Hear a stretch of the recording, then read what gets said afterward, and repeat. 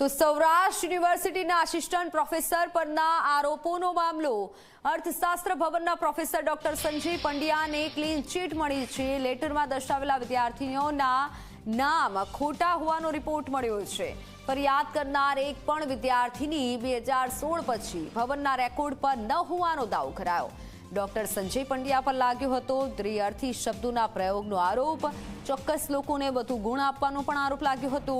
Letter લખી અને આરોપ લગાવવામાં આવ્યો હતો। વિદ્યાર્થીનીઓ દ્વારા આરોપ લગાવવામાં આવ્યો હતો। મહત્વનું છે કે 5 વિદ્યાર્થીનીના નામ સાથેનો પત્ર સીએમઓ એટલે કે મુખ્યમંત્રી કાર્યાલયમાં પહોંચ્યો હતો અને તેમાં આ અધ્યાપક વર્ગખંડમાં દ્વિઅર્થી વાતો કરતા હોવાની વાત સાથે ચોક્કસ જ્ઞાતિ જે કે વિદ્યાર્થીઓને વધુ માર્ક્સ આપતા હોવાની પણ ફરિયાદ કરવામાં આવી હતી। પરંતુ હવે જે સામે આવ્યું છે તે કંઈક અલગ જ છે।